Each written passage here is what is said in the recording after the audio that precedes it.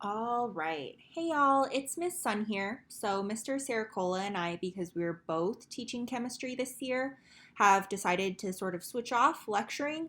So you can decide who's your favorite. Just kidding. So today we are going to be previewing what we're going to be learning in the first unit of your chemistry class and go over some of the basics of what matter is. So, in Foundations of Chemistry, sort of building up a really good baseline for you guys to continue learning throughout the many, many more units of chemistry that we have coming. We have 1.1 Introduction to Matter, 1.2 Changes in Matter, 1.3 Physical Separations, 1.4 Measurements in Units. 1.5 is going to be unit conversions and scientific notation. Yes, there is math in chemistry, so sorry.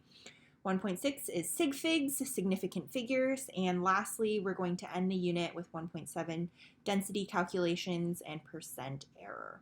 So there's a good combination of sort of definitions and qualitative stuff and more mathematical quantitative stuff for the first unit.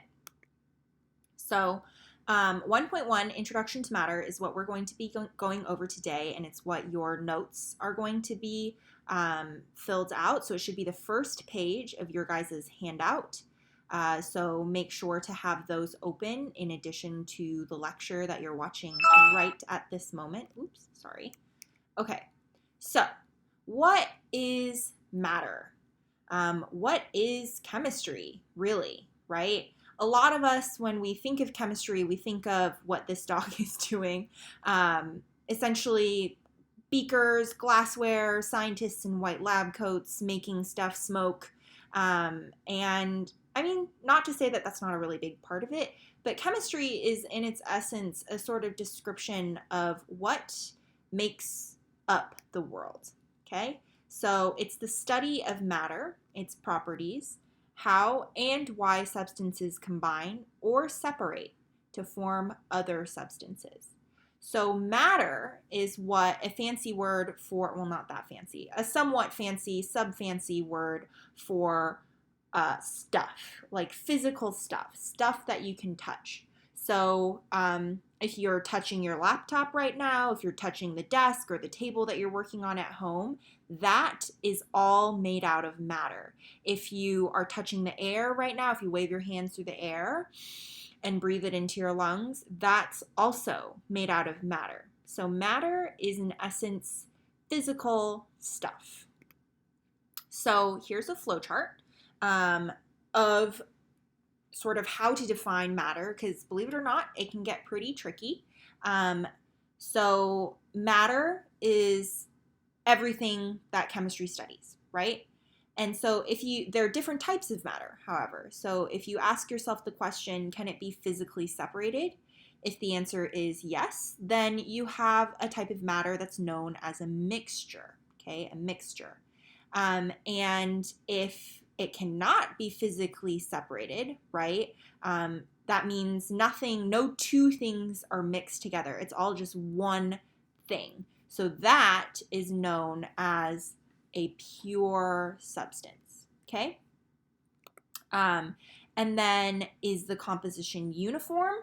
So uniform is is it even throughout? If the answer is yes, then it's a homogeneous mixture. And if the answer is no, think kind of like a salad, then it's a heterogeneous mixture. So we're going to go over all this stuff in much more detail later, but for now, this is just an overview. So onto the pure substance side, okay? Can it be chemically decomposed, right? So can it be separated at all, like decomposed in a chemical way, not a physical way? If the answer to that is yes, then it is a compound, all right, a compound. And if the answer to that is no, then we have on our hands an element. Okay, so pure substances. Some of you may have heard this term before. I'm hoping you've heard this term before. But a pure substance is made out of a single type of atom. And what is an atom? An atom is the basic unit of a chemical element. It is the smallest size to which you can divide down a physical substance like matter or an element, and still have it considered to be itself. So, for example, gold is an element. It is a pure substance. It is all one type of thing, right?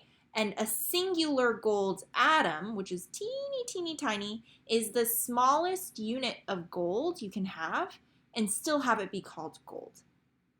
Okay, so over here you see this key, you see the different type of element. There's the white element and the black element, element A and element B. A bunch of element B would make up a different substance from a bunch of element A.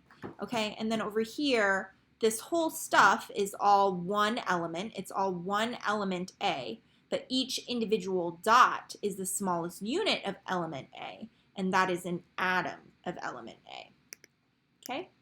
So next we have this vocabulary word element, okay? It is, in essence, a pure substance.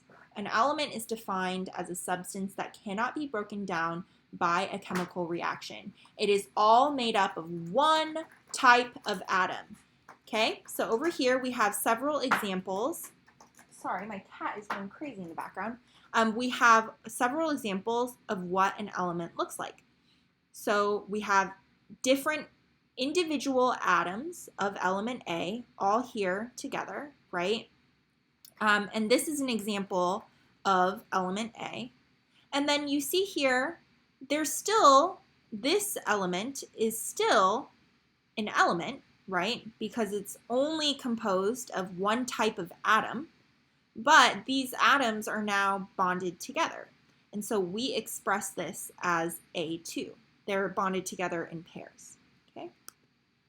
So, like I said, gold, right, is a pure substance.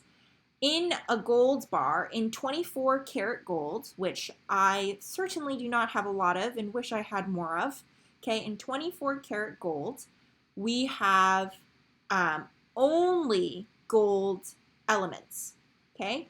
And you guys might be wondering what then is 14 karat gold or 18 karat gold or 10 karat gold. And that means that you have a mixture. So some of it is gold and some of it is another element. So then it wouldn't be a pure substance. So 24 karat gold is made up entirely of gold atoms. Okay, so that is why gold is known as an element.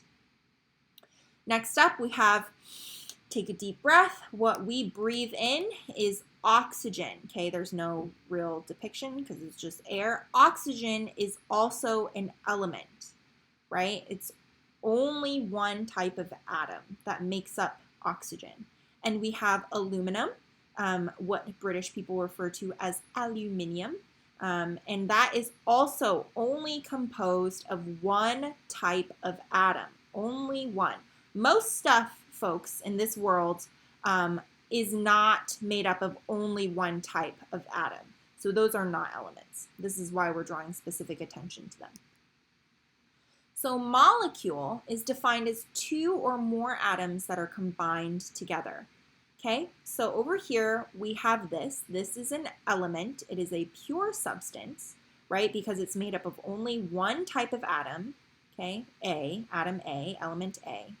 And over here, is this a molecule? I want you guys to think about that for a second. Is this drawing two or more atoms combined together if each atom is represented as a circle? And the answer is yes, it is a molecule. However, is it an element? Is it a pure substance? No, right? Because it's made up of two different types of atoms.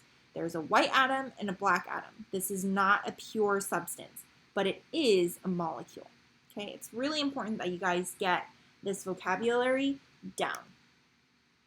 And we have compounds, which are a substance made up of two or more substances chemically combined in a fixed proportion. Okay, so it means, what do we mean by fixed proportion? It means for every one of atom A, we have one atom B. It's not every two atom A's is one atom B. It's 1 to 1. That's a fixed proportion. Does that kind of make sense? Okay, so over here, we cannot refer to this substance as an element, it's not because it's not pure. So that is why we refer to them as compounds, because they're compounded together. Okay, and mixtures are physically combined, right? So we have homogeneous mixtures, which are uniform composition throughout. So you want to think of your sodas or your lemonade, right? Unless you have freshly squeezed lemonade, but like Minute Maid, for example, that you buy at the deli, it's even throughout, right? All of this Coke and stuff, it's even throughout. Whereas if you look over here at heterogeneous mixtures, it's not uniform. The key word is uniform, composition throughout. It's different, right? So over here we have a balsamic vinaigrette in a sort of olive oil mixture, right? Which is really good to dip French bread in, by the way, if you haven't tried it. And we also have salads, like I mentioned before. So it's a bunch of different stuff, and no matter how much you toss it, unless you put it into a blender and blend it really, really fine, it's not going to be uniform, right? So it's different throughout. If I take a layer of this salad, it's going to look different from each bite of my salad is going to be different, whereas each sip of my Coke is going to be the same. Okay? So now we move on to the independent practice component of your lesson. So your notes are done. What we want to show you right now is how exactly to circle things, okay? So over here we have this handout that you guys are going to be doing, all right? And so how are you going to circle this? What you do is you double click, okay? So you're going to double click on this image, and it should take you to a drawing. You see this? Okay, so let's say that my prompt is to circle an atom of the substance R, right? So I look over here, here is my R, here is an atom of R. So I'm going to click shape, I'm going to click a circle, I'm going to draw a circle around that circle, oops, okay? And then I'm going to right click, I'm going to click on this circle. I'm going to make it transparent. Okay? You don't need to right click, my bad. And then I can move and reposition this circle. And then I'm going to save and close it. And you see this new circle should be saved onto your drawing. Does that kind of make sense? If you want to go an extra step and make it like extra fancy, you can, I believe, make it a different color, just so Mr. Cericola and I can see. So the way you do that is you click on the shape, you click on this little pencil icon over here where it says border color, and then you can make it bright green, you can make it, blue, just don't make it white because that defeats the purpose. All right, and then once you're done, you can save and close.